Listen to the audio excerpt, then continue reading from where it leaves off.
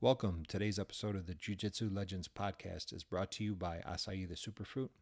It's delicious, 100% organic acai straight from Brazil. You can get it by going to acaithesuperfruit.com or get in touch with them on Instagram at Açaí the Superfruit. We are also brought to you by Dr. Chris Barrero's Total Body Health and Wellness, located at 1142 South Roselle Road in Schaumburg. The number there is 847-252-9209. You can also reach them on Facebook, Total Body Health and Wellness, or go directly to the website, tbhwcenter.com. On today's episode, I sit down with 5th degree black belt under Rickson Gracie, Professor Luis Claudio Augusto of LCCT Brazilian Jiu-Jitsu, Schaumburg. Enjoy the show.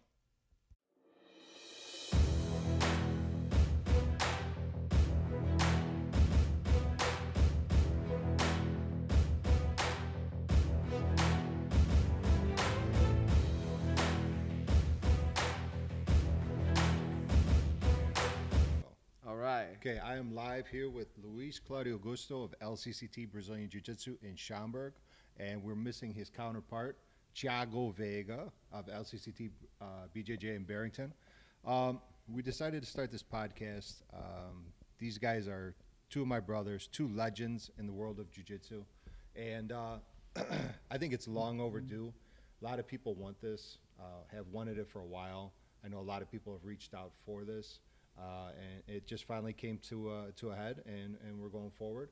So, without further ado, Luis Claudio Augusto. Hey, it's much better when we have a gringo speak English, huh?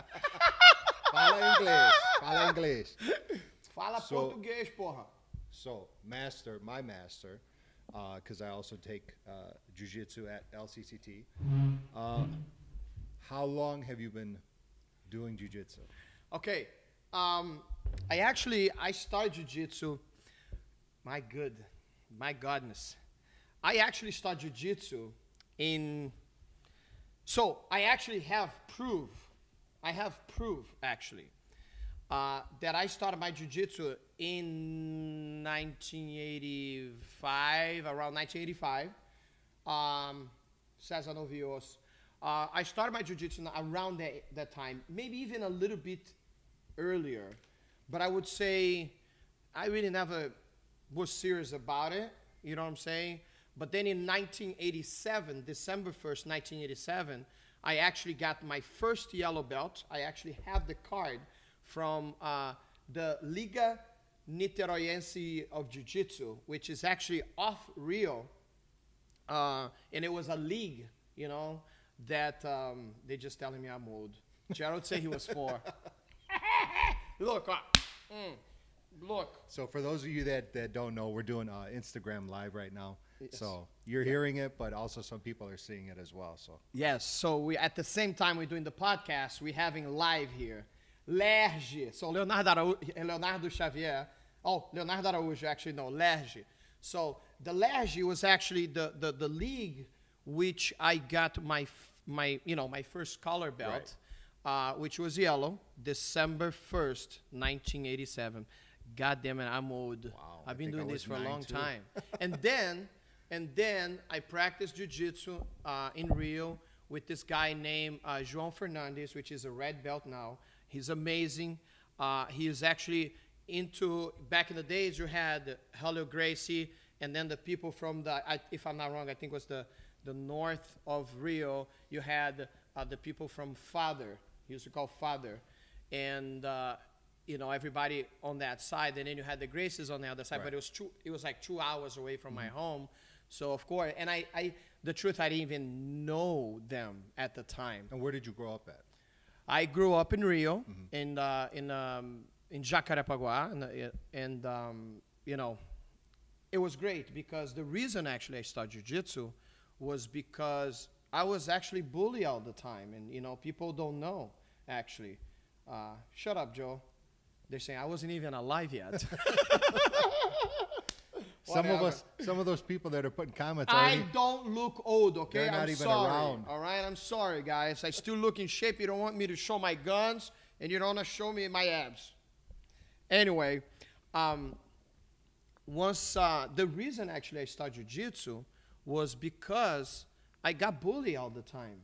You know, and in Rio things are really tough. Right. You know, people are always fighting. In Rio, everybody fights. In life, how many people have not been bullied already? You know what I mean? Yes, and I think it's such a problem. True, and I think, you know, taking the jokes away, you know, bullying is not a good thing, and I think it's a problem not only in the U.S., not in Rio, it's actually over the world. Yeah, worldwide. Worldwide, and it's not a good thing. And now that you have the phones, you know, things are way worse. Exactly. My situation actually, you know, I'm a small guy, so you know, I play soccer really well. And, you know, people always hit me, and when I would say something about it, right, they would beat me up. And it was an awful thing. You know, I got bullied in school. I got bullied in the park when I used to go play, you know, soccer and all that stuff. And I'll tell you, it's such a bad thing. And you carry on for life. Oh, yeah, it sticks with you for the rest of your life. Yes, and it's not, and when I say that, guys, it was to the point that I was scared to look people in the eye, you know, and it's like I had so many issues, you know, and I'll tell you, for a long time, even though after I was okay in jiu-jitsu, I was still afraid to fight. Right, you still carry it with you, no matter what. Oh, big time. And I can even say, even in relationships, sometimes I didn't want to fight, I didn't want to argue, you know, I just kind of like kept myself quiet because just the fact of having someone coming, you know, on you, trying to be, you know, mean. So it's a tough thing. You know what I'm saying? Leo saying that I play really bad. He doesn't even know how to walk. Which Leo is that? Leonardo Araújo. Brian Corona, Brian Kranz. Para, Leo. Stop. So just one thing about the bully. I did couple seminars in the schools in the States. Right. I did a few back home. And it's really, really serious. It's crazy how many people have problems in their lives. And let me tell you guys one story. It's believe me or not, it's one of the craziest things. We used to have an Asian guy that used to come to the gym to train. And one of the nicest person I ever met, okay? And this guy's skinny, okay? Right. Tiny, right? Barely talk, don't look people in the eye, right? And start doing jiu-jitsu. You remember him. I forgot his name. I'm not going to say his name. Just self-conscious. Yes. So one day, after 3 months, he pulled me on the side and he goes like, dude, coach, can I talk to you? I'm like, yes. He goes, I would like to thank you so much for your jiu-jitsu. You don't understand how much you have changed my life. So, hi, Trina. I miss you guys in California. So this guy pulls me on the side. He's already a father, you know, married. He's telling me there was this big guy at his work, right, that was bullying him all the time. Right. And after a couple of months, you know, he was able to not just to say, hey, I'm doing jiu-jitsu, I'm going to go to a bar and kick people's ass. You know, that's not what we're looking for. Right, that's not what it's But about. he was able, for the first time, after 3 months, I'm not telling 3 years, after 3 months, he was able to go to the guy and say, it's like, dude, what's your problem? Yeah. You know what I'm saying? Look, I'm not going to fight you here at my job because I'm going to lose my job, but we can go outside or we can go to the gym, sign a waiver. Right. And, you know, and this guy, the guy that he was saying, this huge guy. Much bigger. You know, and he used to bully him all the time. And it was funny because even his wife used to bully him, right? To the point that this guy, it was extremely depressed. Yeah, so depressed, shut down. Once again, thank you, California. I miss you guys. So Alexander was the Daily Family. So bullying is not just with the kids. Bullying is everywhere, you know. And a lot of people bullying against, you know, women at work.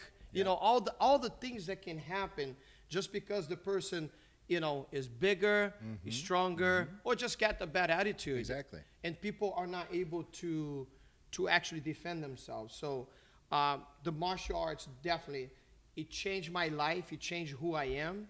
I'm able actually today, you know, to live out of jiu-jitsu. You know what I'm saying? What's up, Morgan? Big hug. Vlad, Jordan.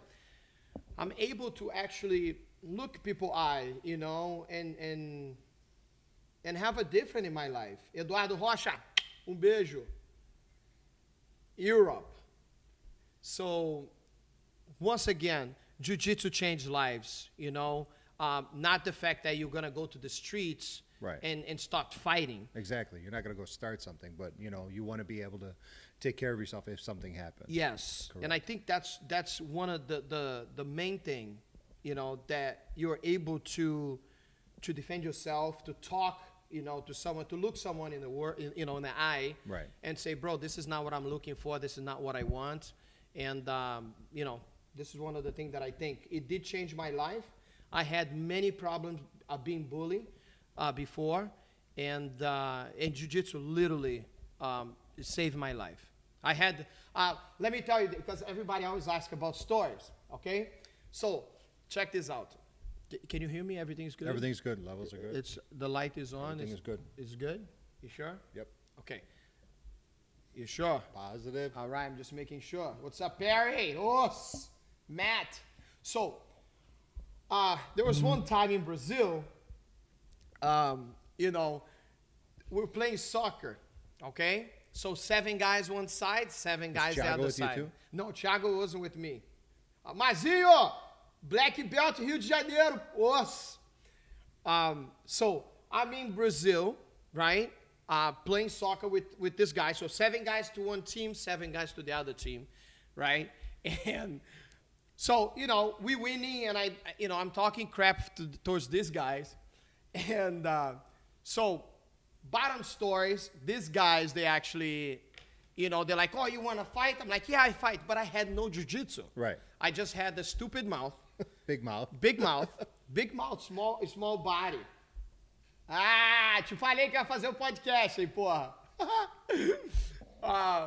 So, you know, I told the guys this. I say, look, all you 7 lined up. I'm fighting you. I'm going to kick you guys' ass. Just what you needed. Right? Exactly. And I had the attitude, but, you know, I had nothing. I had nothing. Okay? I had nothing. So, the guys lined up, okay? 7 guys. And I fought with all 7. 1 by 1. Okay? So, I got beat up by 4. Took 4 beatings. So hey, at least I won some. Right. So I took 4 beatings, and 3 guys I was able to actually do something. The first guy, you know, I started. For those of you that can't see this, he's this hand gesturing and everything else. You know, you don't understand. So the guy's like fighting real, you know, he's going like this, and you know, he pretended he's gonna slap my face. I put my hands up, and he kicked my both legs. I fell on the ground. He beat my ass. But, okay, so I have Mazinho. I will interview you in Brazil, for sure. Second guy, he's a judo guy. I go for a punch. He ducks, grab my arm underneath, and do like a ippon that you fly over the head. And I landed on the cement, and he punched me on the face. So I had a good time. It was a great fight. I know one guy, I punched him on the ear really hard. It was only one punch and the fight was over, right? That was it. Yeah. But let me tell you this. Let me tell you guys this. Once I start doing jiu-jitsu, okay? Renatinho de Guinilha, da puta aí. So I had the guys that beat my ass, okay? I started doing jiu-jitsu, and I went to look for them, you know, kind of 8 months later, 6, 7, 8 months later, you know, because those guys that beat my ass, I'm like, we're going to fight. Yeah, it's go time. Let's go. You know what I'm saying? And I was able to actually go back and beat their ass. So it was pretty cool. I had 2 guys. They were the devil of the neighborhood. And, you know, they used to beat everybody's ass. And I was able, what's up, Nick?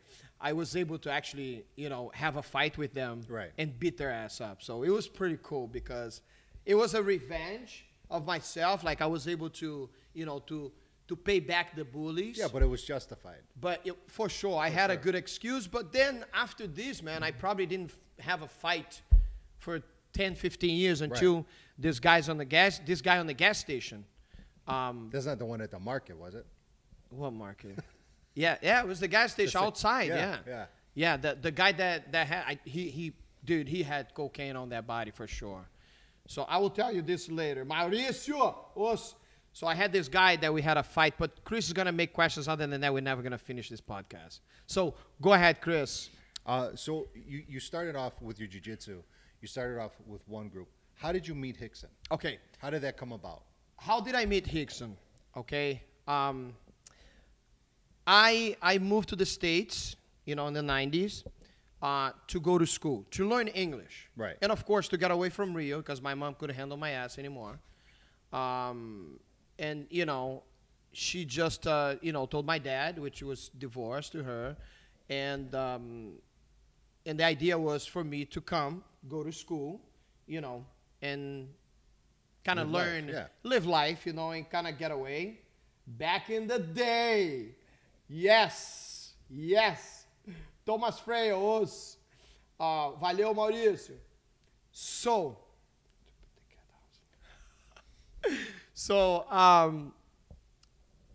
okay, where I was, I'm sorry. So you go to California. Yes. How did you meet Rickson? Okay, so I'm here. I came to the States to go to school only. My dad put me on school 3 times a day, morning, middle of the day, and nighttime, so I could learn English right away. And then the goal was, okay, after a couple months, I'm going to sit down with you again, and then you got to choose. Are you staying or you going back home? Right. So I think I stay 6 months, and then, you got to do the visa thing and all that stuff. So he goes, what's up? What are you going to do? I say, I want to stay. And then, we did the whole thing again, and then I actually stayed. But, for 6 months or more, I could not train jiu-jitsu because he say, you're not doing anything, you're not surfing, you're not doing jiu-jitsu, your playboy life is done. It's over. Just work. You're just going to go to school and learn English. Yeah. After we talk, you speak English, then, I can provide you with something. But until then, no. So, I was literally going to school every day, full time. And then on Fridays and Saturdays, I have this friend. His name was Arnobio, but he was just like Arnold. So he was a bodybuilder that likes jiu-jitsu. Right? Which is, you don't see that much. Right. But the nicest guy in the world, dude. The best row in the world. Like, he was so nice. He was so cool. And I'm small, skinny, and Arnold, it's so big. Karina, Brazil, beijo. So I didn't have the money to go to the gym. Right. So I used to go to his apartment complex. They had a little playground on like weights and stuff like that. Right.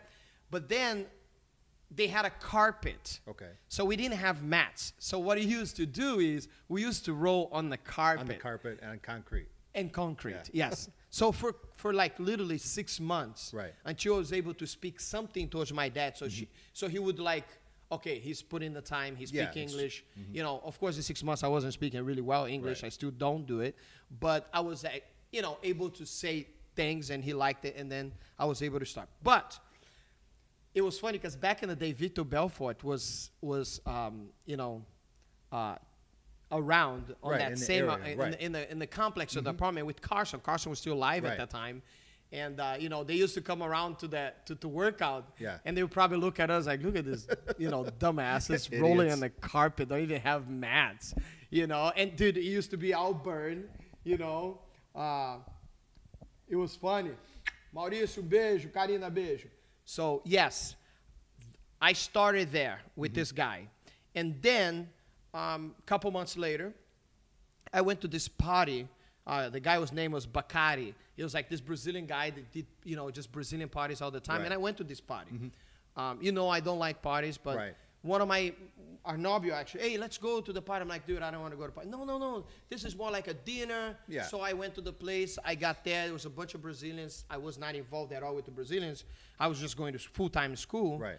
So, you know, I'm sitting there, and then Arnobio goes, hey, Rickson's here. I'm like, come on, dude, don't play with that. You know, Right. you know, it was a dream coming true exactly. to meet Rickson. Legend. You know, a legend, you know. And he goes, yes, he's all the way in the corner of the house, you know, with a group of guys. Right. And then I was getting close. It was like a mafia thing. And Right, Limon, right. Luis Herendia, was kind of like in the front, like, you know, the shark guy. You know, he was one of Rickson black belt. And, you know, he come with his neck like this. He goes, what's up, man? How are you? In Portuguese. Right. I'm like, yeah, how are you? You know, I'm a, you know, a kid at the time. Yeah. And I'm like, hi, how are you? You know, I love jiu-jitsu. I did jiu-jitsu in Brazil. I mean, I'm just a blue belt, but I would love to train. But right now I'm going to school, and I can't pay for the gym. But, you know, maybe like clean up the bathroom and the gym. Right. You know, maybe I was able to kind of get in, you know. And then he goes, well, I'm going to introduce, you know, Rickson to you. So we, you know, he comes introducing, you know, Rickson comes. And, Right. I mean, it's Just that so, aura of Rickson. dude, he's so, you know, as I see him getting out of, like, it was a little bit dark And where they were. what year was this, you think? Dude, it was in the 91, Yeah, 90, early 90s? Yes, like early 90s. So he's walking out of the, you know, the kind of the corner, you know, that where he's sitting. Right. And he's walking, and he's got the ponytail. And then it's like, dude, I'm talking, you can see my Yeah, you hair, get the you know. goosebumps. I got the goosebumps. So I'm looking at him, and I'm like, oh, my God, if I was a chick, you know, oh, my God. You know, you should not feel things like that when you see a man. So it's a joke. Anyway, you know, I see him coming towards me, and, you know, he's so, you know, cool. Yeah, he's just chill. And not only chill, like, this guy is so humble. He goes, hey, nice to meet you. I'm Rickson Gracie. And I'm like, haha. In my head, I'm going like, dumbass. You don't have to say that. I know who you are. You know, but so cool. The first introduction, you know, hey, nice to meet you, man. My pleasure. My name is Rickson Gracie. And, you know, and I'm like, Unbelievable, right? Unbelievable, unreal. Yeah. How humble. You know, this guy's a legend already, super famous, and talk to, you know, kind of talk to me a little bit. Yes, man, come to the gym, we'll talk. You know, we can work something out and blah, blah, blah. And it was my first, you know, it was like, because when I came, my idea was eventually to go, because I knew Rickson was in Cali. Right. So, you know. And so that's what kind of led you there. Dude, well, my dad was in Cali, LA, right? And it was like, dude, the gym is there. Right. You know, so it will be a matter of time until I actually start training with him, you know? So as it is, you know, we had the talk, and I was able to start working. And in the beginning, I could only go there Fridays. So I used to go there Fridays, only once a week. And then on Saturdays. So once a week, 1 hour a day. It was like 2 hours at the gym, at his gym, which was on Pico Boulevard. I had one of the guys saying, Pico Boulevard. It was the best. I'm telling you guys, only who lived on that era understand how amazing it was. It's just like whoever used to train in Brazil in my gym in Rio can understand the kind of training, the kind of vibe, you know, how freaking hard it was, how amazing it was. So at Rickson's gym, what's up, Matt? At Rickson's gym, like, dude, you would not go to the gym if you were not 100%. You know, and everybody was like calling, you know, to see, hey, Rickson's there, he's gonna Rickson there. Right. So when Rickson was there, dude, there was like 200 people there. Oh yeah. Dude, we couldn't Flood move. the school. You know, and everybody, right, Cola, tell them. What's up, Hugo? West LA, original lab. So it was amazing. You know, guys like Cola and the whole, you know, mafia, you know, there training. Dude, we trained so hard. We would go off the mats and kept going. Yeah. You know what I'm saying? Yeah. And the gym was in the back of this karate place. So we had the gym was like all the way in the back. And Corey Hogan was, dude, it was just amazing. You know, like you could not go to the gym. Right. If Rickson was there, you had to be 100% on point. Sink or swim. Bro, because everybody wants to show service. Oh, yeah. You know, like, hey, I'm ready to change my belt. I'm ready to, you know what I'm saying? So the vibe was just amazing. The training, how hard it was. Like, dude, there was times I would get out of my car and I would put the hands on the wheel and I couldn't even move. Yeah. You know? Dead. Yes. Yeah. And it was like, you throw up, you got right back. Same thing I had it in Brazil, in the school in Brazil. It was the same mentality. It was just amazing. And have Rickson, you know, at the gym, rolling with everybody. Right. And then it's like this. He would start training with the lower belts and tap everybody 3 times. Right. You know, he would 1, 2, 3, and then, okay, next. Yeah. Next. Just get in line. Next. Bro, I'm telling you. Like, imagine, you know, it's like this. Think about it. I can consider myself as an okay black belt, okay? I can consider myself an okay black belt. I can deal with myself.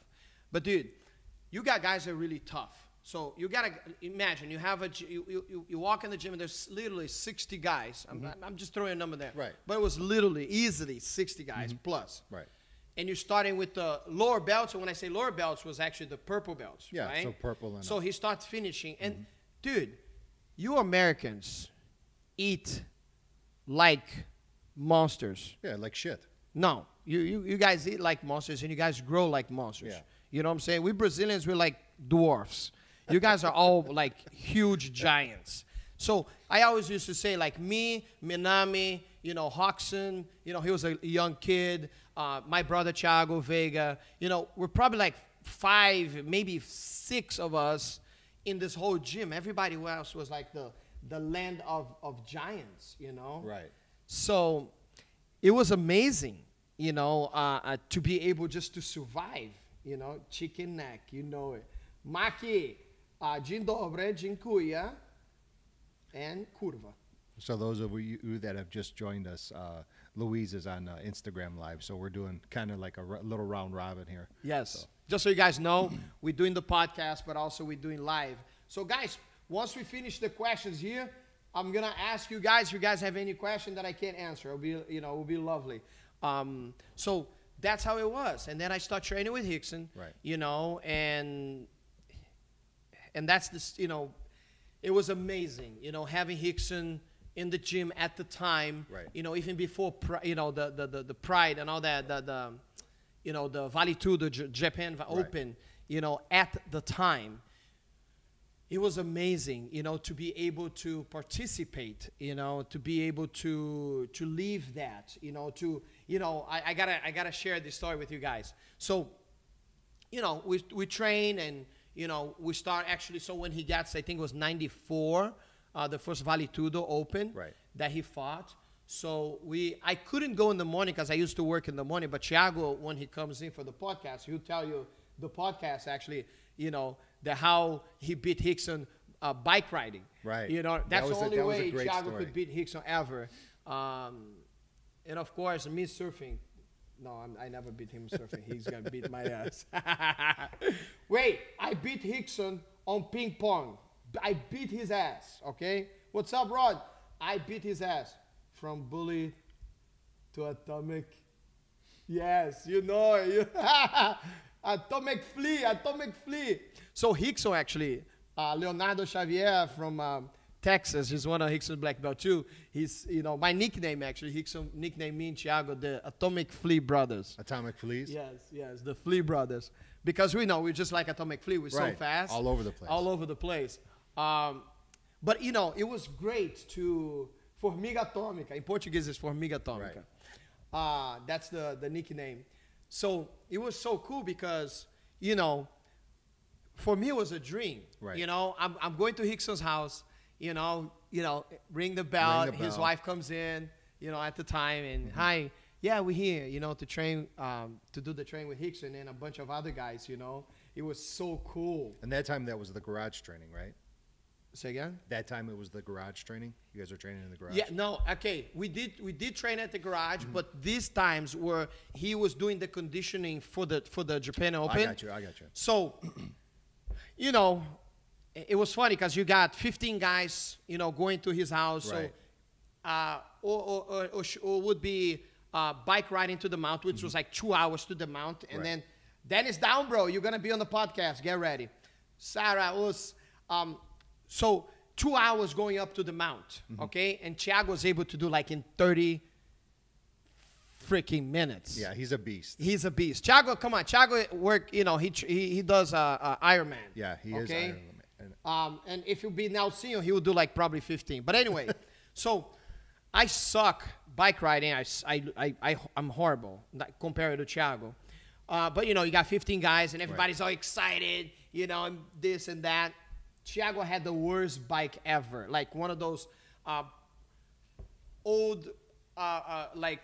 This ought to be good. Dude, you know the bike that does this and had hair, like the plastic thing looked like hair? The streamers? Yes. Like this bike. Like and this bike was so bad because the bike, it wouldn't have like a normal circle wheels. It was all messed up. So when, and you know when the bike, you know, it's supposed to go like really smooth, but his bike was going. It was shaking a lot. It would be like, right? The faster it goes, the more it would shake. It would be like almost a square wheel.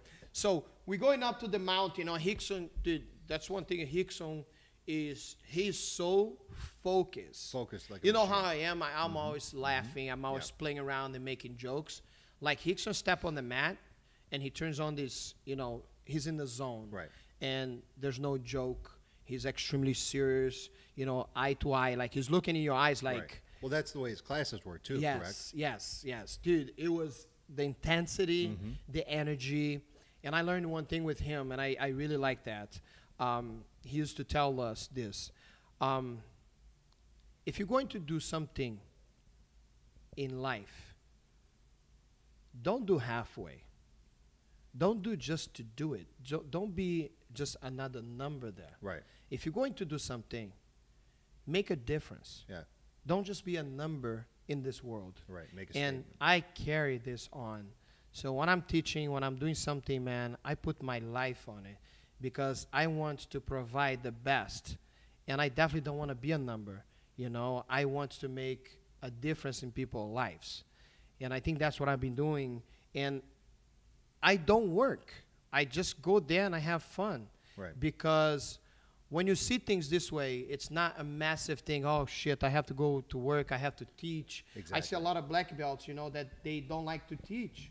You know, they just go there just to be there. You're not going there to punch the clock. No, I'm not there. No, you know, every time I go there, man, I think like, you know, just like all the things that he tell us, it's like, don't be a number, man. Right. You know, if you have a chance to present someone with an amazing tool, which is jiu-jitsu, you know, make it right. Exactly. You know, because you are changing someone's lives, you know, and whatever you teach at that time, it could be something that someone will actually defend their lives or their family lives. Remember the one student that we had that he's still with us. Yes. But then the guy came in and started to shoot everybody up. Yes. Remember that? Yes. Yeah. We had a guy. I mean, we had few cases that one of these was actually an older guy. He was doing jiu-jitsu with us for a while, and his daughter, which had a boyfriend, ex-boyfriend, he actually jumped in the house. Right. And tried to attack the girl, and you know she started screaming. He was able actually to fight. And this is a young college kid, you know, like a beast. Right. So this guy was older, like in his 60s, and he was able actually to take him down and choke him, and actually, you know, call the police, Right, and the guy got arrested. I mean, he saved his daughter's life. Oh yeah, without you a know? doubt. So when you see things like this happen, you know what I'm saying? You think about it like, man, I'm glad I don't do things halfway. Yep. You know what I'm saying? So that is one of the things that I learned with Rickson. You know, even though I like to have the fun, I like to have the good vibe with everybody. Well, that's what makes you you, and that's what I told you all the time. I says your classes are not classes where it's like you just come and you just learn and you go home. It's you go in and you become part of the family, and that's what draws everybody to you. I think same so. thing like your brother as well. Yes, you know, yes. I think we both have the same mentality. Gonzalo, us, as LCCT, Wisconsin, soon, Madison. Yeah, the idea, I think that's the idea, and learning from him and the way he thinks, you know, like a lot. I'm really not only grateful, honored that, and blessed Yeah. that I was able to to start jiu-jitsu. I don't say start jiu-jitsu. I started in Brazil for a little bitty, like I say, a little bitty. But the truth is, I would say I really started when I came in to him, because I kind of was able to restart my game. I was able to start my basics. Right. You know, I even asked him in the beginning, I was like, man, I'm a blue belt, but I really think I'm a white belt. Right. I can scramble, but I don't have the right technique. I feel my technique is not there. I can do a choke. I can do an arm bar. I can scramble hard because I'm a young kid, and then I was able to actually start in the beginner's class, and which was a great thing. And I do that to all my students. And before I forget, because there's so many in my head, so many things in my head that I want to share with you guys. Being able to share, it's like a lifetime with Rickson. It's a pleasure. It's an honor. I'm so blessed, to be able to talk. Like the other day, he called me, out of the blue, and it's like, dude, sometimes he call and he had a talk with me a couple months ago for like an hour, and it was just him talking. Right. And I'm listening, like my father. And believe me or not, man, everything he said, it's happening now. And it is crazy that even though I wasn't explaining to him what's happening, just by seeing me on the photos or the videos and all that stuff. He just knows. Dude, he just came and he just said everything. So that connection, it's priceless. It's like if you like basketball and you're able to hang out with, Michael Jordan. You're right. You know what I'm saying? So be able to see, to feel, to live, how many people actually do something that you love, and you're able to practice with the master. Like, if you like Kung Fu back in the days, Jeet Kune Do, if you were able to hang out or train or be friend with Bruce Lee. Right. You know what I'm saying? I mean, and then, of course, please don't ever think about it. A lot of the times, I say things because it's not that I want to be like Rickson, but I want to have at least pass to the guys that it's not just the mechanics, it's not just the jiu-jitsu itself, but the history, the foundation, the things that happens, through all these years, and the ideas that I'm able to share. Right. And those things are priceless, because you're only gonna have that.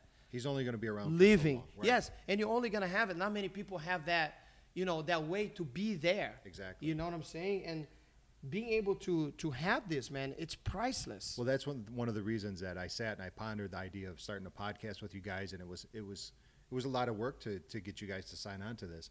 And people have to realize that he's the Godfather, and then when he's gone, he's going to have his lineage of all his black belts. Yes. And then as time progresses, yes, God forbid something happens to you or your brother, then it's all gone, and nobody has the history. But at least here we're talking about it. Yes. I try to share. I don't try to hold anything on my students, to everybody that is in our association.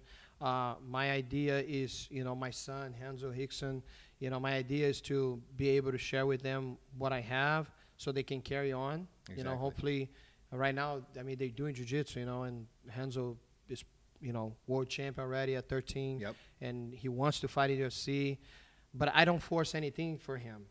Cabelinho, beijo no coração, meu irmão. Melhor juiz, Black Belt, Gracie Barra, porra. Rio de Janeiro. Mua! Te amo, irmão. Sempre. Você mora no meu coração. Sorry, guys. I have to. This guy is one of the refs from IBJJF. Cabelinho, a master in capoeira. And it's such a great guy. I love him. Cabelinho, one of the best. Badass motherfucker. And the beauty of this podcast is it's going to be bilingual. So we're going to have it in English and Portuguese. So. Yes. So this way. And we're going to interview a couple guys in Portuguese. Cabelinho, vou te entrevistar aí, irmão. Essa podcast aqui, nossa, vou te entrevistar. Pode ficar preparado, hein? Beijo. So the idea, once again, back to Rickson. Mm-hmm. So having that opportunity, was something that I really took advantage of. Right. Like going to his house, sitting around, listening to him. It's like, dude, you have this library, packed with knowledge. Knowledge that a lot of people has no idea. Right, they don't have the idea or the access. They don't, or the access. Mm-hmm. Exactly. you know, and I feel like, you know, he put me under his wings, me and Thiago. When I say me, I say me and my brother, Thiago. He's, you know, we won. And being able to have that, you know, Uma, is amazing. Right. You know what I'm saying? Being able to bring him to my gym to do, you know, seminar, I mean, it's priceless. It's not what people pay for the seminar. It's like, dude, do you know how many gyms Rickson actually go to do a seminar? You can't put a price on that. No, there's no price. There's no price. It is priceless. So, you know, moving to LA, being able to start jiu-jitsu again with him, start my foundation, being able to train, you know, we're back at the training to his house, you know, being able to be part of it. And he goes, hey, come in the house. You know, it's like, oh my God, I'm walking in Rickson's house. You know, this is so cool. You know, I'm like, I could be Thiago, like, we jumping. It's surreal. It's like a dream. It's so real, so much. Like me and Thiago, it's just like, oh my God, he's making this shake for us, right? Yeah. Even though I fart the whole bike ride for like 2 hours, I was farting the whole time. Yes, you can laugh. Like, I was farting so much. The last time when you know, you guys want that? I'm like, no, I'm okay. I'm full. No, we're good. No more protein from you, Rickson. Being able to do that, you know, and then Thiago, you know, bike riding, everybody going, and it could be the dunes in one day and the training. All of that. I have so much stories. I've been trying to write a book. Not trying to write a book. I have the book in my head, and my mentor, Brent Magnuson, which is already his second right. He will be on the book. podcast, so get he ready, will be. Brent Magnuson, you'll be here. You know, I want to write, but I don't want it to do another book. It's like you said, from what Rickson said, don't half-ass it. Yes. If you're going to do it the right way. Yes. And you have so many different things and projects that are going on. It's hard to narrow it down. Yes. Eventually, I'm sure. But I'm just scared. My main thing is I'm just scared to do a book, and then I'm not able to actually to translate, to pass that to the people that likes jiu-jitsu. Right. You know what I'm saying? It's a lot easier for me to talk than for me to write. Even though I can write well, I did go to school. But you know, when I talk, I feel like I'm way. I can feel it. Yeah. And I can it's talk. from the heart. It's like when I do a seminar, man. I get to that zone of the invisible jiu-jitsu, the things that I do, framing. You know, it's like it's not the same thing if I'm talking. Once I'm doing the seminar. Mario Aiello, California, BJJ. Mario Aiello. Beijo. Mario Aiello is a black belt, a big friend, a big brother that has a big gym in Cali, couple actually gyms and association.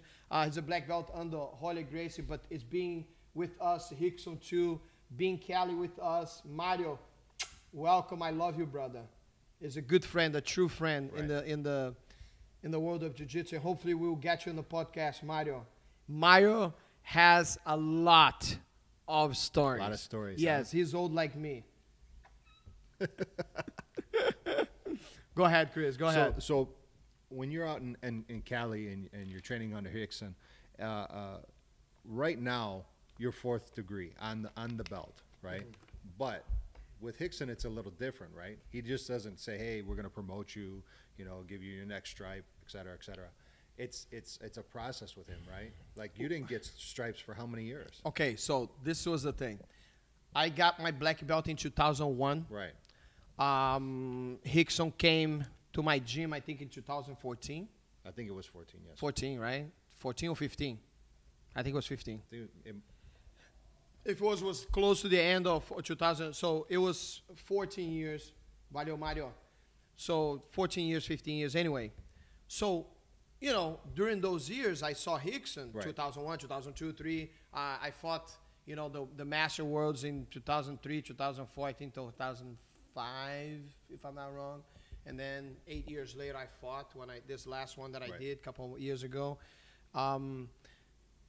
You know, and I won in 2003. I think I won 2004 or 5. Yes. Right. The videos are out there on YouTube. Yeah. Anyway, and he was there actually. Right. But you know, he never gave me a stripe. Right. So when he came back to the seminar here, what's up, Jefferson? You know, he comes back here for the seminar, And then after, like when the seminar is done, he looks at my belt and Thiago's belt. Our belt is like white, empty. you know, ripping apart. And he looks at us, goes like, he looks at Thiago, goes like, where's your guys? You guys don't have a stripe? Where's your? Right. He doesn't like you know, messed up belts. Exactly. Our belts were horrible.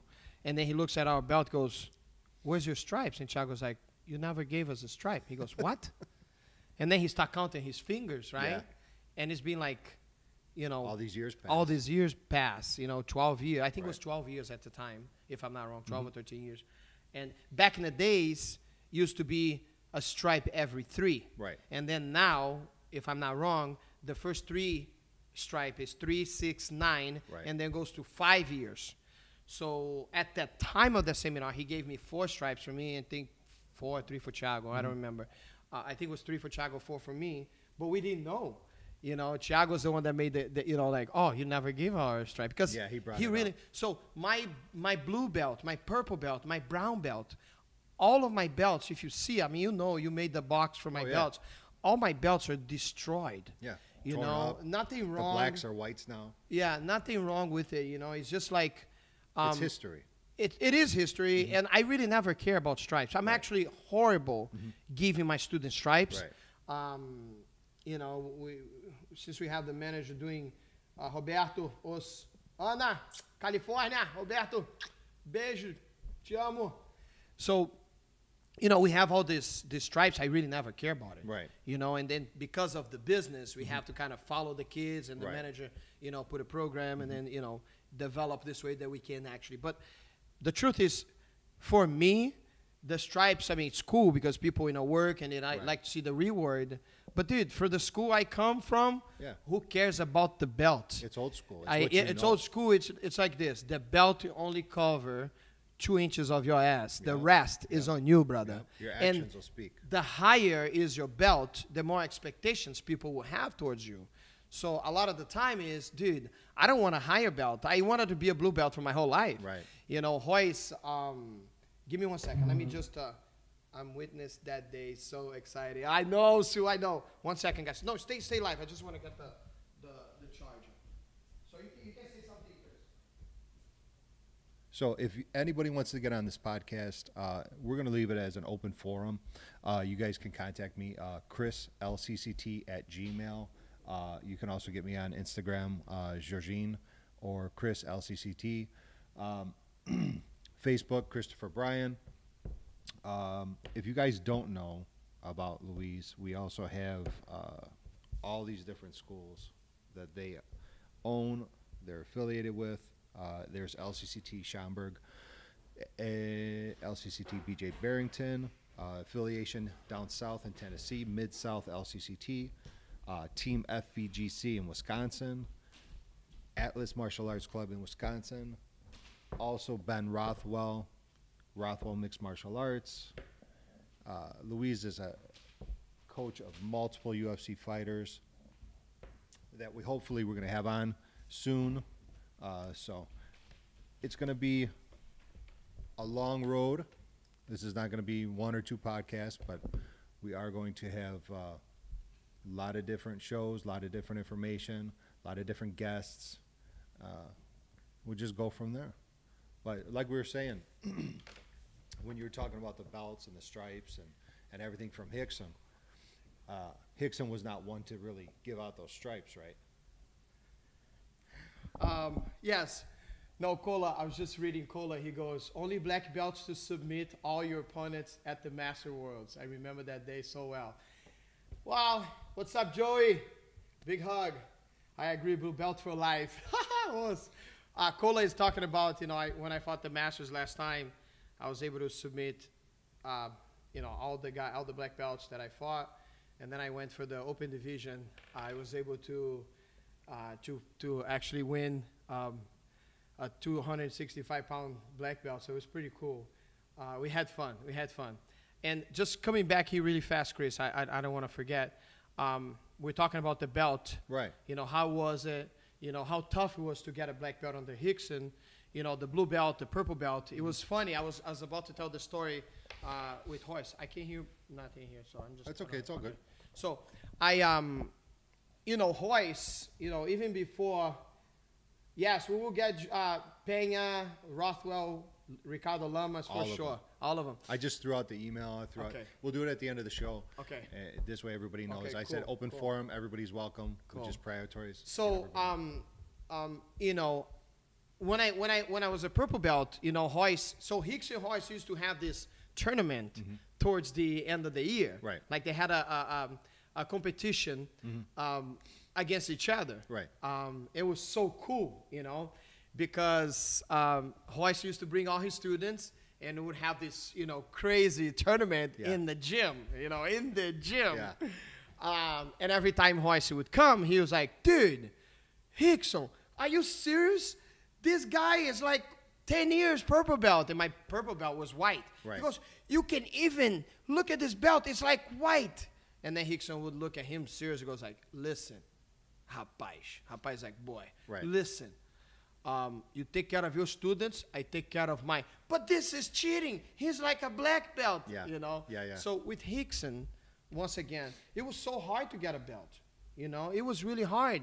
So that's why I'm kind of, you know, at certain point, you got to have the business side and, you know, the reward side, you know, instead of just being old school and don't give belts away. Right. You know what I'm saying? I had people that left my gym because I really, you know, once I don't give belts away, okay? Right. I do a belt test every year, you know, and you prepare during the year, we follow a program, and 3 months, you know, before the test, we work, you know, day and night, and if you're not ready, you're not going to pass. Yeah, you're not going to get. I saw Rickson, actually, that's another story.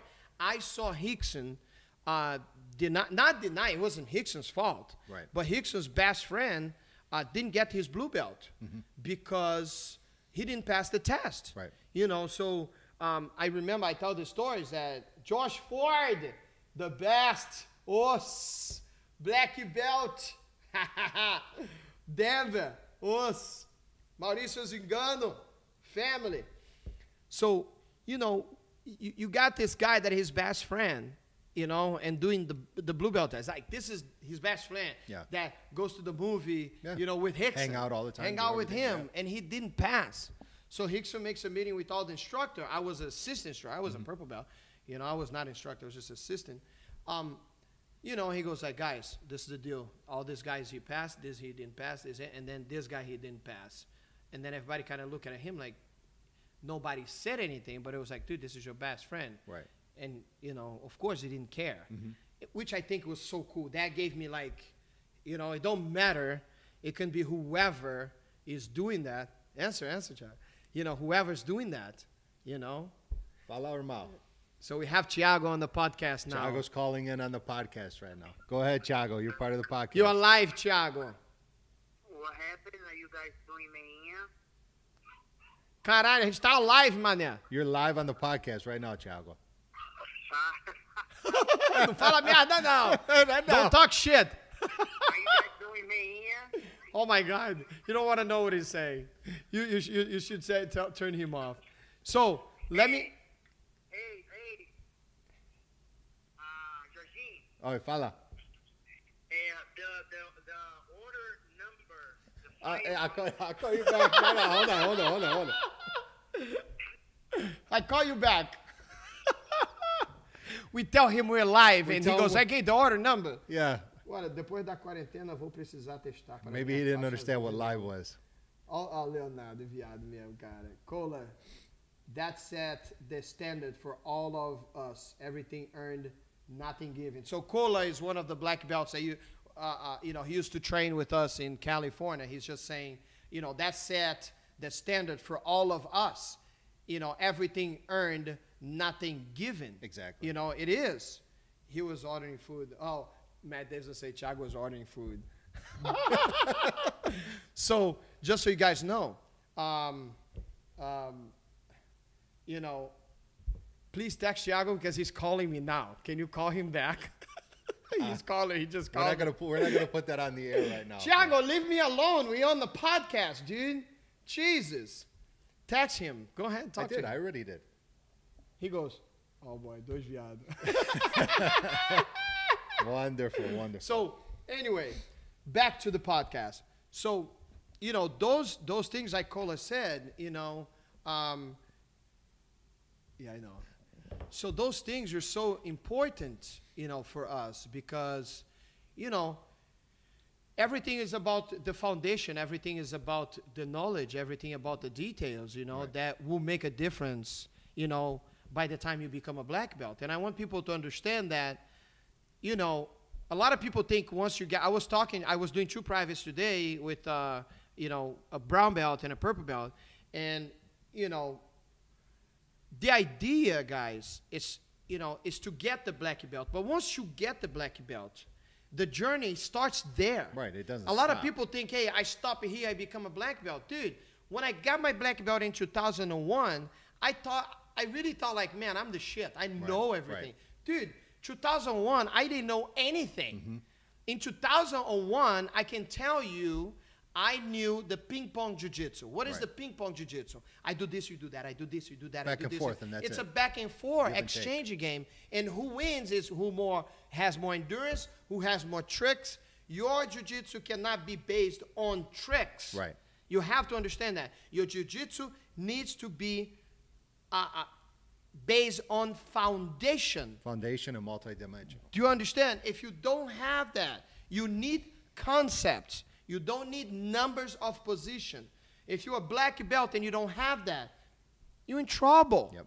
Because then once you got someone that's stronger, someone that has more endurance, you're going to try. That's exactly what I was talking to my guys today.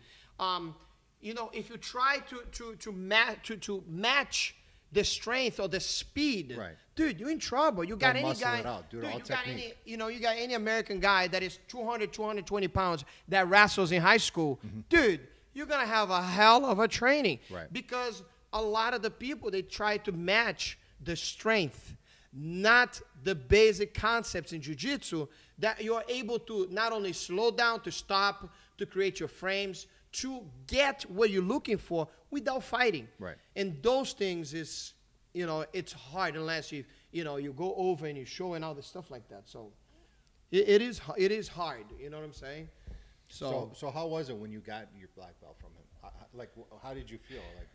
You know, I actually, when I got my black belt in his house. You know? Oh, really? Yes, You didn't get it at the school? No, I actually got in his house. It was such a, wow. It was crazy. One, because, you know, at the time, you know, it was actually like he started talking, and I brought a bunch of guys. I think it was a 2000 or the 1998 Rickson Gracie Cup. Right. I brought like 10 guys from Brazil, and man, they did awesome. Rodrigo Duval Right. won a trophy of best blue belt on the tournament. Like best fights, he submitted everybody. You know, I had Thiago Thales. We had a bunch of guys, you know, at the tournament. It was amazing, you know, and then I come back, you know, later, and here I am getting my black belt. You know, it was me, him, and Lou, another Luis. It was a purple belt that was kind of going up with me at the time, a Brazilian kid too, super talented also. And I got actually my black belt in his house. You know, That's awesome. Oh my God, yes, it was. You know, he actually started crying, and you know, and it was like a unique day. You know, it's an unforgiving time because a lot of people don't know my story in jiu-jitsu. It's like when I came here, I wanted to train jiu-jitsu, but my dad didn't want to, you know, pay for it. Jordan Dolly, world champion. So when I came, I started going to school. My dad didn't want to, you know, he just wanted me to learn English. And then I started actually, later on, I started delivering pizza Fridays, really? Saturdays, Sundays. Yeah. I used to do that so I could have extra money. So Friday, and I go to school full time, and then Friday, Saturday, Sunday, I start delivering pizza from 6 to 12. And, you know, so I could have privates and stuff like that. Right. And money for the gym, because he's like, I'm not going to give anything to you. You're going to work. Right. You know, which was fair. So it was tough, you know, man, you know, I'm you know, delivering pizza, you know, from 6 to 12, you know, and that's it. And during the week, you know, so instead of going party and stuff like that, I was always working, Right. you know.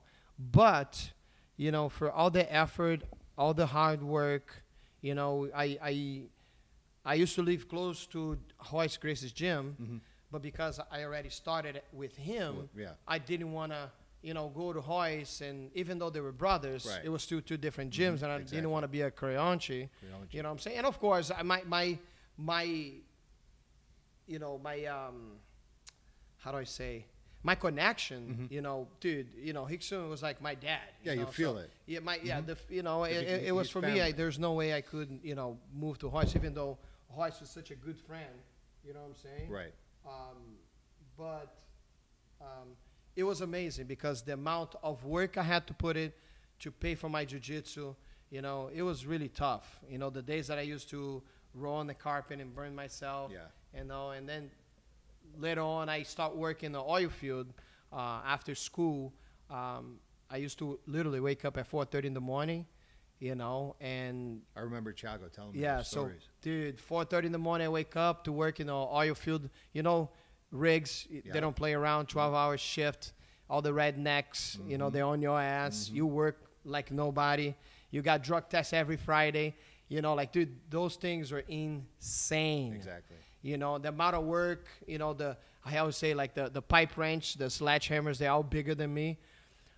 But they used to send me to drug tests all the time because they're like, dude, this Brazilian guy, he must be on drugs. You can't be that happy working here. That happy outworking everybody. Exactly. And even you know, the lady that used to do the test on Fridays, like, why do they send you here all the time? Like, it's always negative. Right. I say, I think they just don't believe that I can be that happy working. Dude, I was making tons of money, okay? And like, once again, everything in life, it's how you see, Right. okay?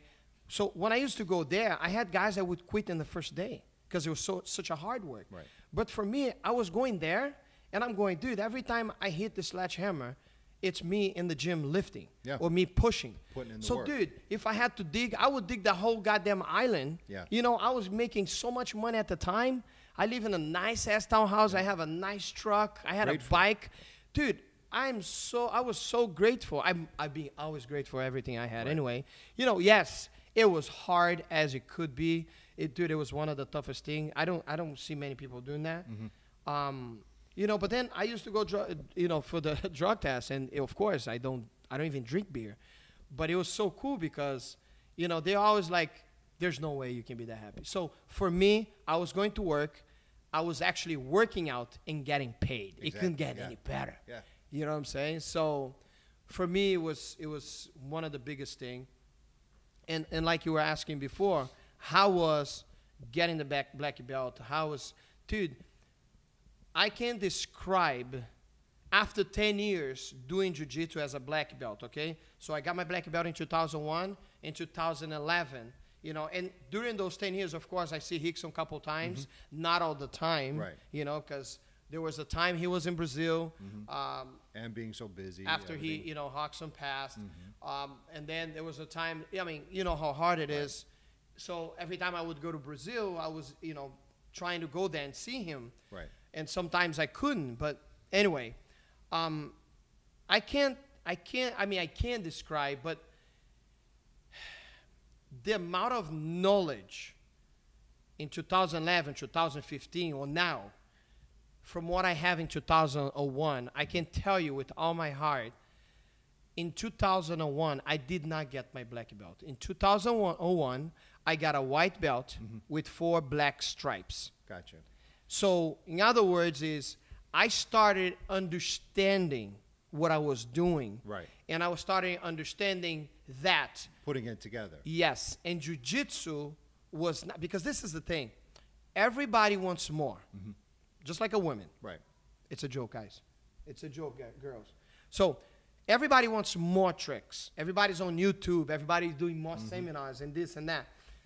It's not about the numbers of tricks you do, but it's how you're going to create a reaction. Yeah. Your jiu-jitsu cannot be based on numbers of positions. It has to be created on a reaction. Then there's a submission on that reaction. Give and take. There's a sweep, there's a back take. So until people don't understand that, that doesn't mean that you can be tough. Yes, you can be tough. I have blue belts that has wrestling background that, God damn it, you know what I'm saying? They're tough motherfuckers. Yeah. But it's not that we're looking for. Because when you go to black belt, It's different. it's different. You're going to get guys that are extremely technical and strong. And they're going to take you like nothing. Yep. So, yes, it is extremely important to understand the concepts. So, yes, in 2001, I don't feel I got my black belt. I felt after. Because when you get it, you think, I made it. You know what I'm saying? Like, I graduate. Yeah, you think but you're dude, done and that's it. the truth is, yes, you graduate, but that doesn't mean you're a doctor. Right. You know what I'm saying? Yes, I got the certificate or the diploma. But with the hours, the numbers of hours and months and years, you kind of start understanding what you're doing. Yeah, you have the paper, but can you do the work? Exactly. And I think this is what's the difference today that, you know, I told you the story about when me and Thiago were in Brazil. What's up, Flavinho? Me and Thiago, Michala, Os, Gabe. We in Brazil, and Rickson pops up in one of the places that we used to teach, you know, and he's like, hey, can I work with you guys, you know, in one of the prizes we're doing. And, you know, at the time, Danilo was a little kid. He was, I don't know, 8, 10 years old or 12 years old. So You're talking about Mosquito, right? no, Danilo. Oh, Danilo. But they were always together. The Right, Mosquito was at the time, too. So Danilo was a little kid at the time. So Danilo rolls with Rickson. And Rickson, you know, after 5, 10 minutes, whatever, playing around with him, you know, he sat us down and go, look, Danilo rolls like a black belt. He does things like a black belt. He sweeps, his back thick, Right. so fancy, all this and that. But the mistakes he has in his foundation is the mistakes you have in your game. And that was like, wow. Yeah. You know what I'm saying? It's It's like, an eye-opener. you know what I'm saying? And I go like, huh. And it is true. And then he goes, okay, come here. And then he crossbody me. He puts both hands behind his back.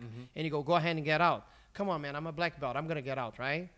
No, I couldn't move. And then he goes like, come on, let's move. And I'm moving my eye. Yeah. You know what I'm saying? And then he goes, mount. Show me how to do an X stroke. I mean, dude, I did that. I know that. But nothing works. Yeah. So then when he does to you, it's like, holy crap. It's like you guys, I've always heard you guys talk, you and both Thiago, saying that he's from another world. Yes. I mean, you not only see me and Thiago, we just, you know, we just human black belts. So you have some immortal black belts like Fabio Gugel, Right. you know, all these famous guys, you know, that talk about Rickson, and everybody goes like, dude, this guy, you know, like you had, I mean, so many names, you know, André Galvão, Saulo, Xande, Right. you know, Margarita, back in the days, and The all list these goes on guys and that were on. like, dude, legends that, you know, they all came back with the same, like, stories.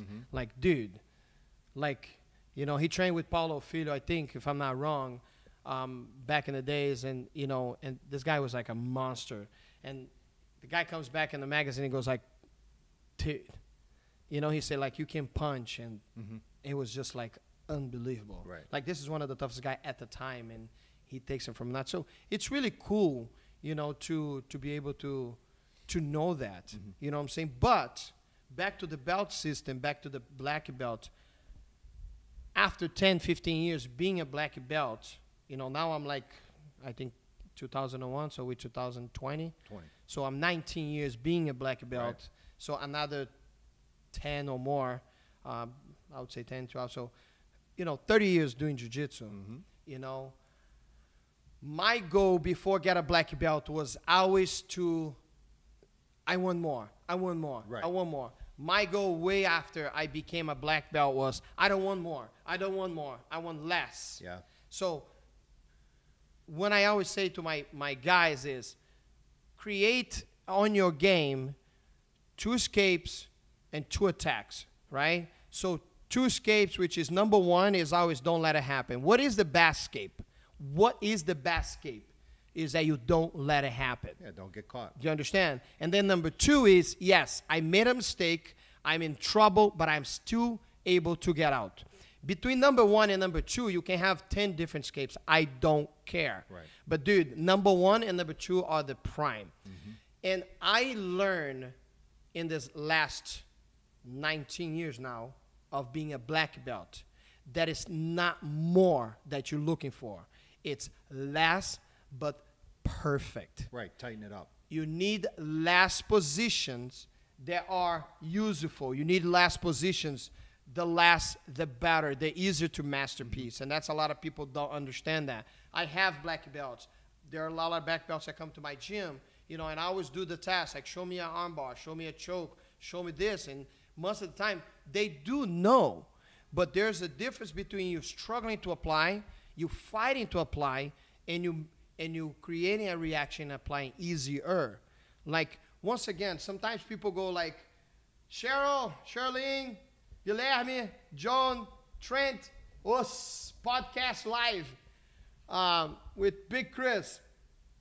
So the idea, what people don't understand, Paco, the idea that people don't understand is the fact that the more you fight, the less submission, the less time, the more energy you're going to spend, right? And those are facts. Right. So if you based on foundation, in framing, and do the invisible jiu-jitsu, it makes a huge difference on, you know, the end of it, because you're not going to get tired. You're going to be able to set things up.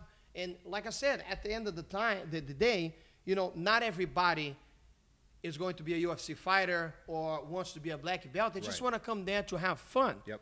Or even better, you don't want to do one roll. Like I see a lot of people do one roll and they're dead tired. Yeah. You want to be able to have fun. Have fun. You know what I'm saying? And some guys, they're injured. So another important thing, I popped my ribs a couple times. I hurt my knee a couple times. You know, I hurt my shoulder, my neck many times. Yeah.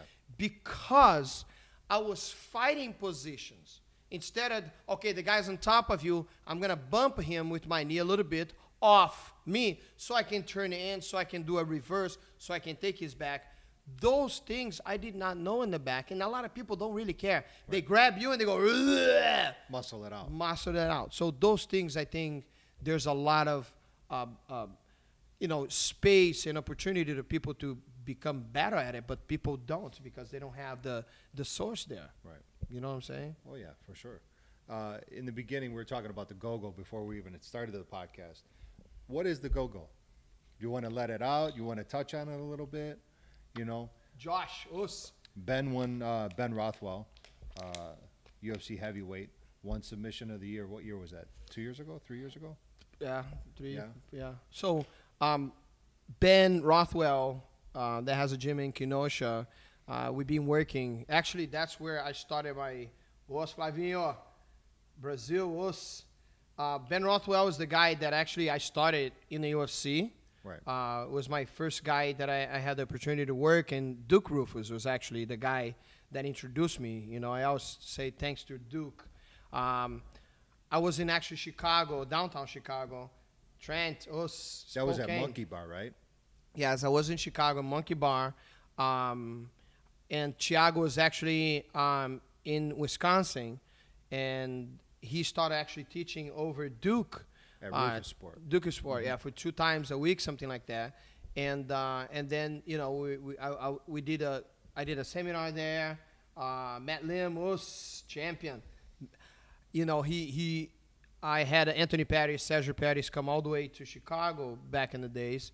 And, you know, that's how we started. Right. You know, I had opportunity to work with some of Duke guys, which was, you know, all amazing athletes. And then, you know, back and forth, I started with Ben. He introduced me, and Ben, you know, the thing about Ben, man, you know, he's German.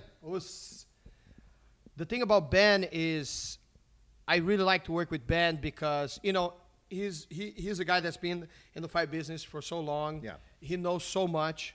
You know, he's being around. Yep. He's seeing a lot of stuff, you know, and he believes in what I do. 1,000%. Yeah. And I really like it because I say, Ben, jump, and he goes, how high? How high? You know, when we started with Ben, I don't think he was ranked. Mm-hmm. You know what I'm saying? And the first fight actually was against Mark Hunt, and right. I only had couple privates that he came to Chicago. I had 5 privates. Mm-hmm. He came and he invited me to go to Denver. That was the first fight. Right. And Ben almost won that fight. It was a really Ben actually took him down the first round. Yeah, that was a and close instead of underhooking him, he overhooked, and then Mark Hunt pop out. And, you know, it was a battle.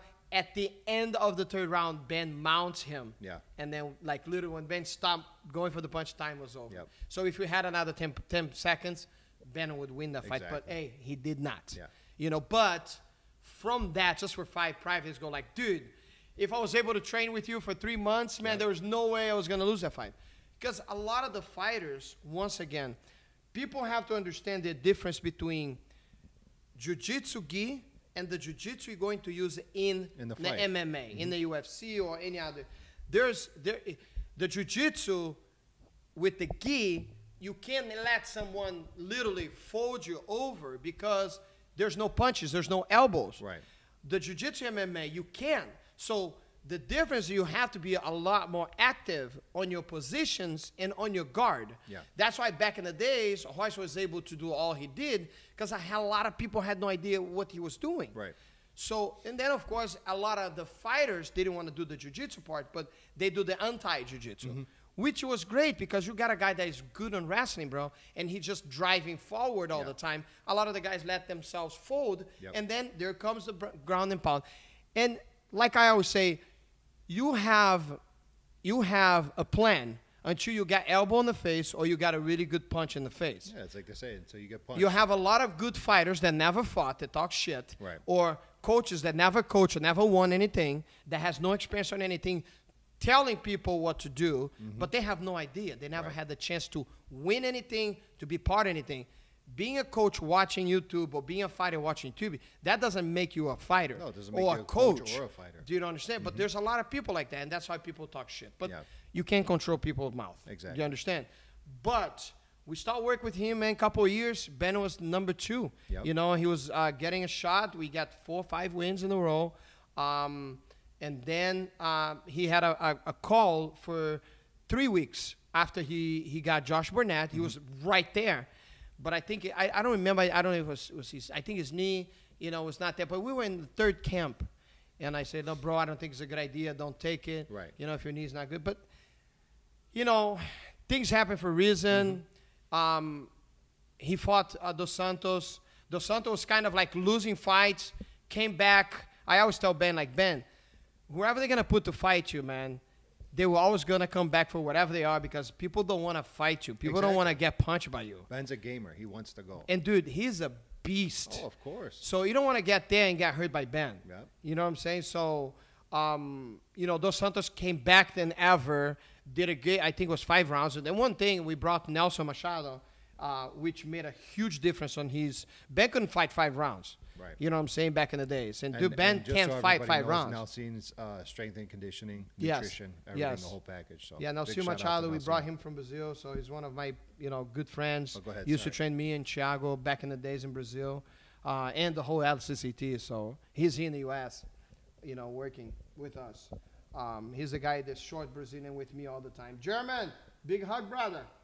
So, and then, you know, with Ben, we won. When he caught Mitrione, it was pretty cool because, you know, we got the bonus of the 9. But then Mitrione was a guy that was more of a stand-up guy than actually a ground guy. So everybody's like, oh, whatever, it was a guillotine or 10-finger guillotine. Right.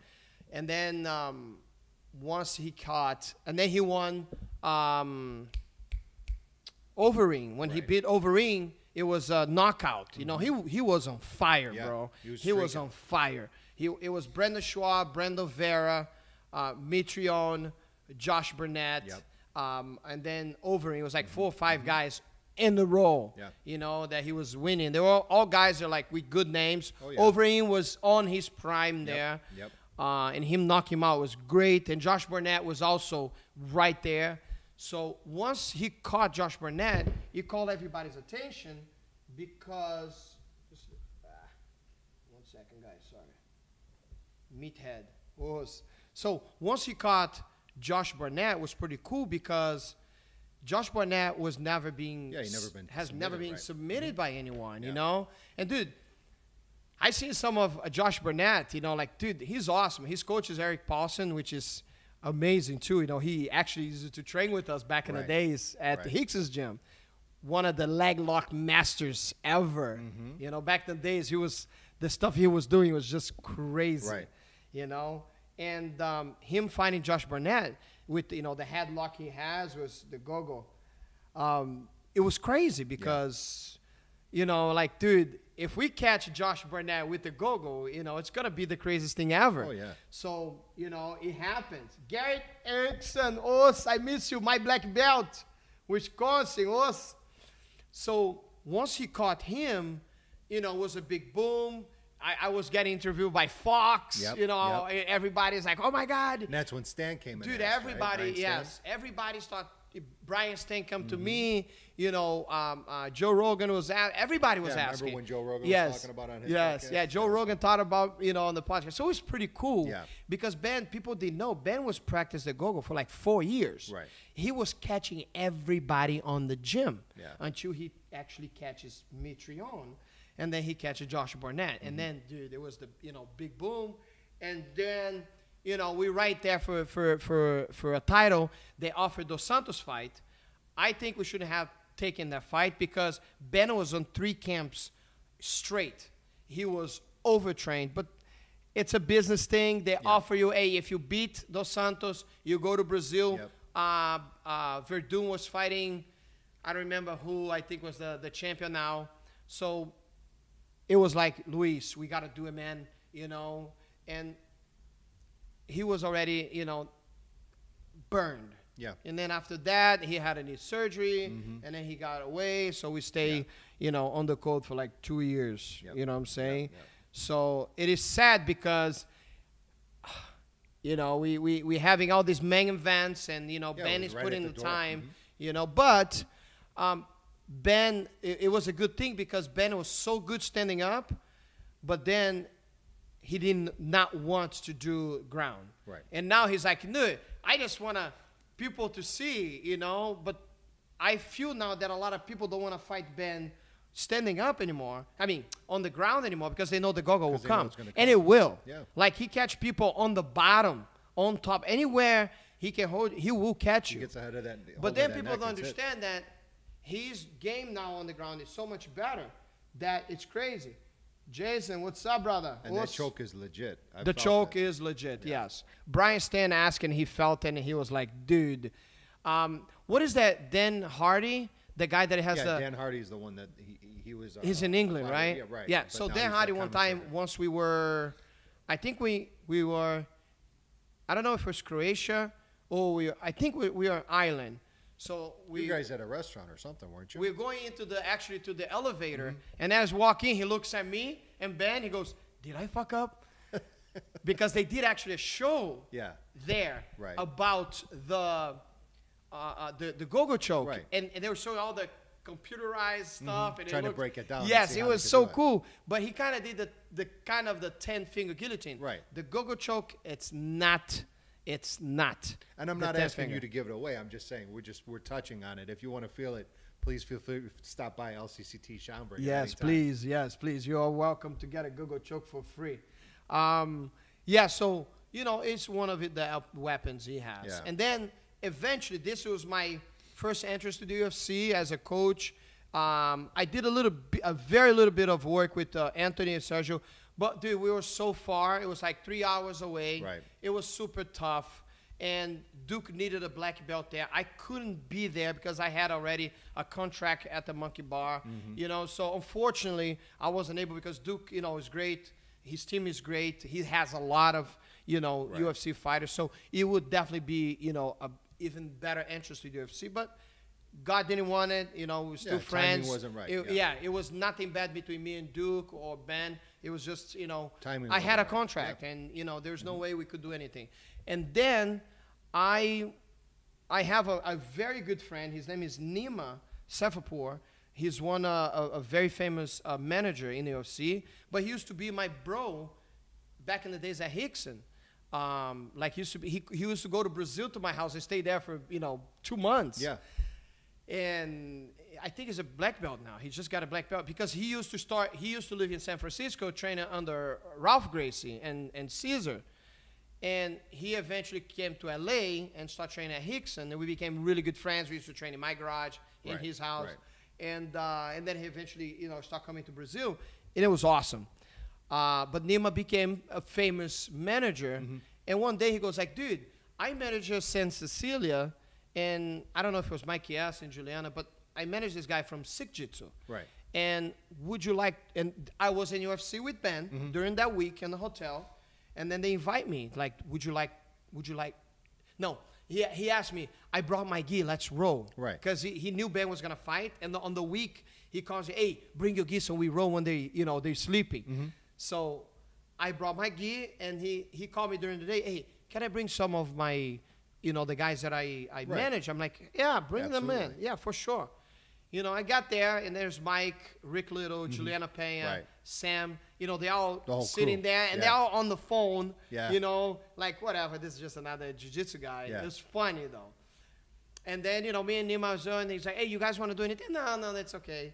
But then I don't remember, I did something, and Rick Little was like, dude, what the heck was this? Yeah, what was that? Please show again. I'm like, no, stay on the phone. I don't know if Rick Little's still there, but you remember, bro. It was funny. So Rick Little's is like, dude, no, Mike, check this out. And then from what it was supposed, to be just them to sit there, I think I ended up training till like midnight. And the next day, Rick was already texting me 7 a.m. Hey, we should hang out again. Can we do that again? So he really liked it. Yes, it's funny, right, Cola? It was so cool because Rick and me, we right away, we kind of connect. Sam, Juliana, Mike Chiesa, all these guys, man, they were very humble. They were willing to learn. All awesome. Yes, it was cool. And from that day, I started working with Julie, Mike, and all these guys. It was because of Nima. And I always say that happens all the time.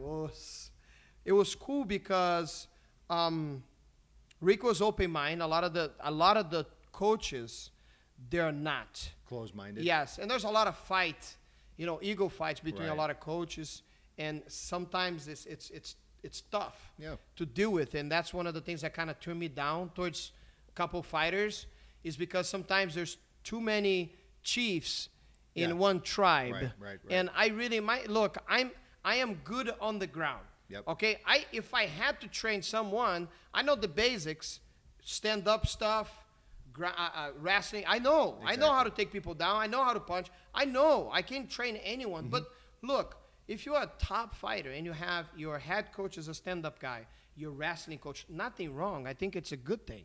You know what I'm saying? So sometimes you have people that don't know.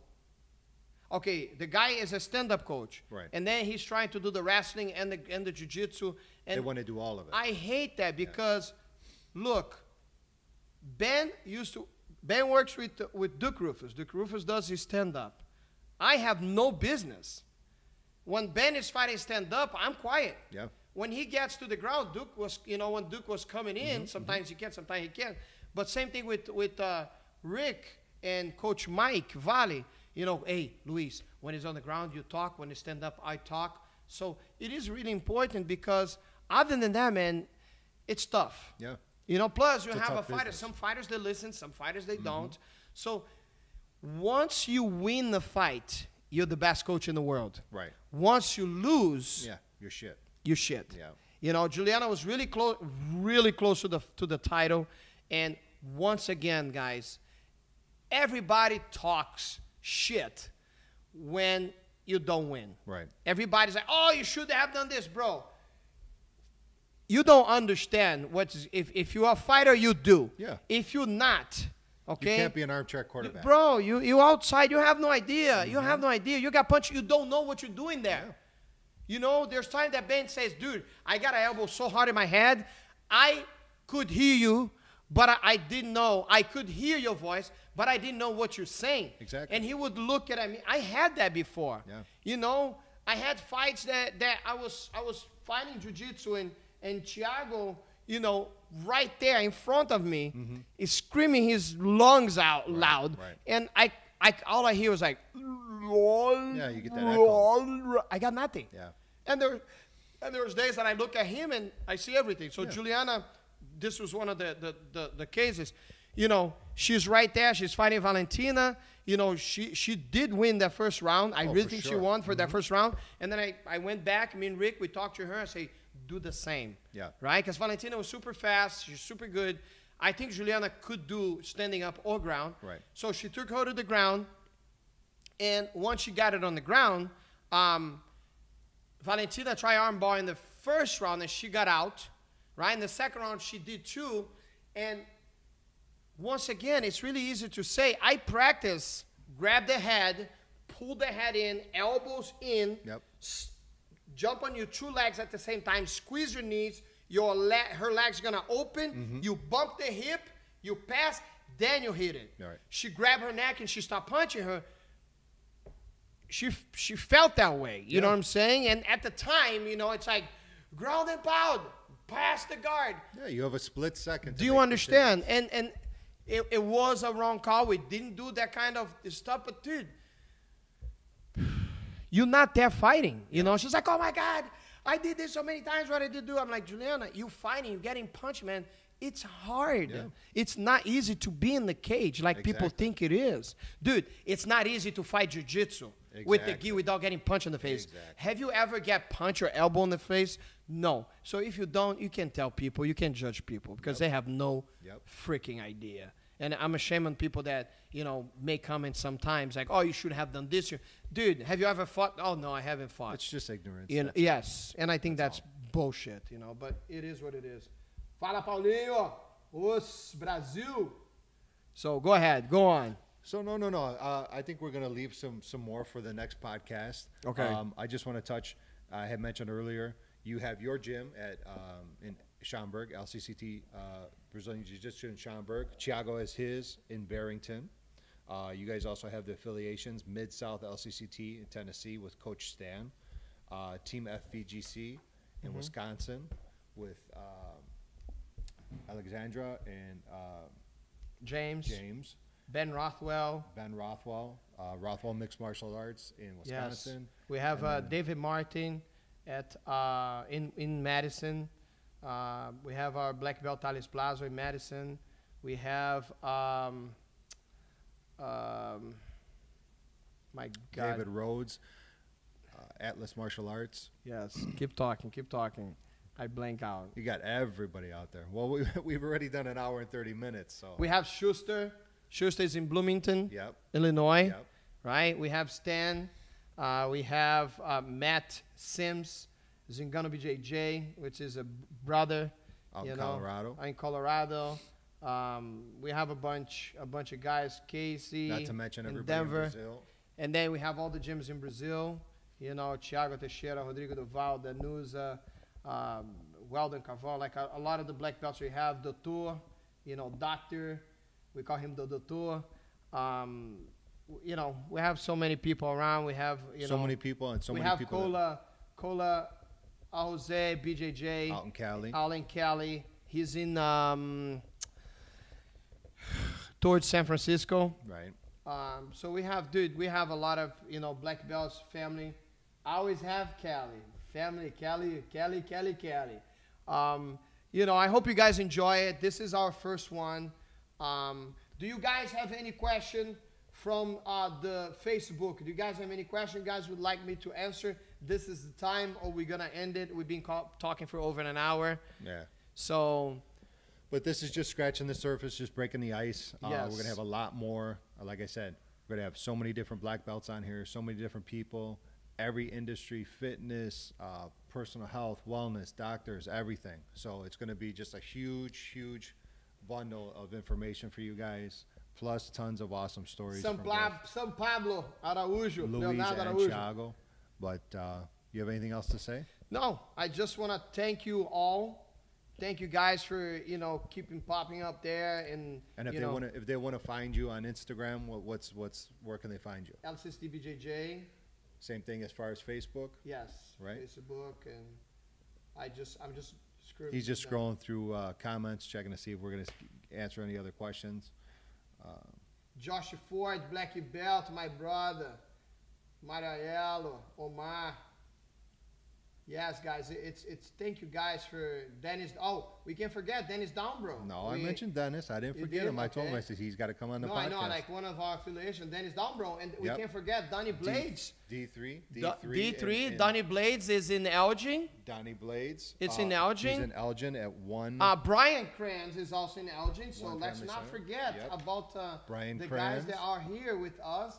You know, and all of our black belts, you know, and brown belts that help us out, you know, in the family. Every single day, the gyms. Yes, and just so you guys, much love, Kali, much love, Akola. Actually, also, Professor Gregorio, Edson Martins in Brazil too. Coach Gregorio, you know, also in Elgin, helping us out. He's got a great kids program out there. He's got a great kids program, so it's really nice. You know, we hopefully, I mean, before the corona, we're ready to open West Dundee. Yeah, it's a huge gym. They have, it's actually, we open at 360 right, Life Zone. Life Zone 360. Life Zone 360. It's amazing. Pretty much was done, and now hopefully we'll get it back together. The construction was almost done. And we had a plan to open like in July. Only thing we were waiting on was the mats. Yeah, we were just waiting on the mat. So, Team Martin, yes. Oh my God, let's not forget about Team. So guys, James Bucknovic, Team Martin, Jonathan in Barrington, absolutely. Joe Baba in Barrington. You know what I'm saying? Who else? All the instructors for Ben Rothwell. Please don't think that I forgot you guys just because it's. We didn't forget anybody. It's just so many so names, new, and it's the first one. Chang, where is Jack? Jack and Chang. Edson Martins from Brazil. So once again, guys, we will try to get all these guys to share. Hopefully we keep this up. Taquara, Brazil. And make sure that everybody, is able to share a little bit. Tennessee, yes. Tennessee. We'll have Coach Stan on. Stan Stanford White. Brown belt. Who else, Leo? Who else? Tell me, so I won't forget. We also have Leal, black belt. Leonardo Araújo, black belt, yes. He was just on Aura BJJ with Danusa, right? Mm-hmm. So we'll have him on. Yes. A lot of people are going to be coming. Big John are awesome too. Ben Prickett. Yes, guys. And like I said, I can't just go for the instructors and the Lord, but I got to go. It's tough for me, yes. All the guys from Rothwell, all the guys from all the top gyms, all the head gyms. Yep. Thank you, all the instructors. Thank everybody for, keeping LCCT alive. All the students, to support the gym in this quarantine. All the families. Yes, all the families, all the kids that, thank you guys so much. We miss all of you guys. Yes, we do, and hopefully, man, we are able to get our lives back together and, keep the business alive because, we need that. Samurai, Leonardo Machado in Brazil. So, thank everybody. Thank you. Ozzy, UFC, Ozzy. Love you, my brother. God bless you. The guy that hooks me up with all the UFC. Thank you. So once again, guys, first podcast. Amazing to share a little bit of the stories. I got so much stories, man. It's too much to put into just one podcast. That's yes. What I said. We did already an hour and 40 minutes. So 1 hour, 40 minutes. We're going to have a lot of people on. Professor, it's always a pleasure. Thank you, Chris. You are my master. Thank you, Big Chris. Love you, brother. Thank you. Thank you, guys, once again. Let us know. And we'll keep you. Hope as well, brother. Thank you, Ozzy. We are now in the 40 minutes. We're just about to finish. I miss you, brother. UFC will be back in the next 2 months when Ben fights again. So I hope I see you again.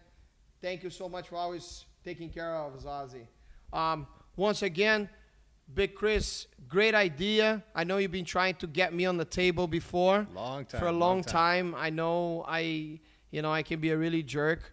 I'm just so busy. It's just busy. It's timing. It's everything. So yeah, now but I think everything's falling into place. Yes. And the sky's the limit from here. And guys, please, Victor Villanova, guys, please let us know what you think about the podcast. And like I said, this podcast is not going to be limited to only LCCT. It's open to it's open forum. So yes. Other schools, other professors, Yes. students, whatever. Yes. Contact us. I really we want to talk to everybody. Yes, this is an important thing too that Chris just said it. I think is, it's cool to have everybody. It's not about just the LCCT team. It's about, It's the jiu-jitsu just the community. friends that we have Right. besides, that competition. Exactly. You know what I'm saying? So we all follow one flag, which is the jiu-jitsu flag. You know what I'm saying? And I think, yes, when we go to compete, we have all this, competition. But, other than that, we defend a great cause. Yep.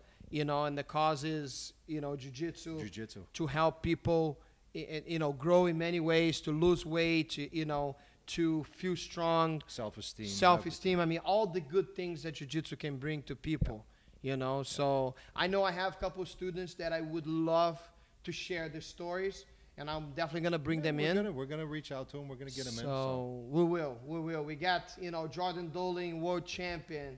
We got some of the girls. I want to have actually Celeste Posada. I want to have Henzo, to talk a little bit about it. He's such a great competitor. My son, I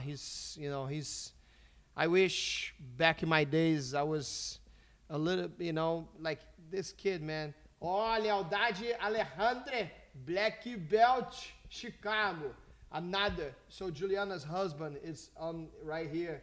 Can you guys do a podcast for diet and don't at competitions? Yes. Absolutely. And don't. Like I said, I'm going to throw that out right now. Yes. If you guys have any kind of questions or what you guys want the podcast to be on, send me an email, chrislcct@gmail.com, or get me on Instagram, chrislcct, or touch base with Luis on Instagram or Facebook. We'll get you in here. We'll get the questions. We'll get everything all set up. And like I said, it's going to be probably once a week for sure, maybe twice a week. We'll see how it goes. Next one up should be with Thiago Veiga and Luis Claudio. You don't want to miss it. Anything else that you have to say, Professor? No, I'm just Juliana's Luis. He's one of the black belts from Radzinovic. Once again, this is not about this team or that team. This is about the community. Luis is Juliana's UFC, Juliana Pena husband. He has a gym. Stronghold, right? Stronghold I think it's off of Gunnison, if I'm not mistaken. Correct me. Harwood Heights, I think. He's been open about a year, I believe. Yes. So Luis is a great black belt. It's a friend of mine. So Luis, hopefully we'll have you a little bit here so you can talk about it.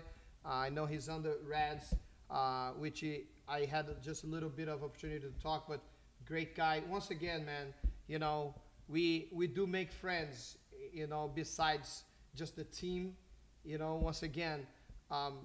The good thing is that Helio Gracie, Carlos Gracie, and all this, the Gracies that were able to share the jiu-jitsu with us, and here we are, changing the world, changing people, into a better life. Step by step. So Luis's gym is 6340 West Gunnison, Chicago. I said it right? Yep.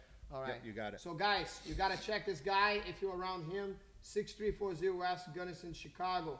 Luis is a great black belt. Thank you, Luis. Much respect and love, brother. Thank you. I miss you. Big hug and big kiss for Isa. She came here. She's so beautiful. God bless. God bless. Okay, so we're going to wrap it up. Like I said, Professor, thanks again. Thank you all for tuning in, and we appreciate you all. Thank Take you, care. guys. Bye-bye. Once again,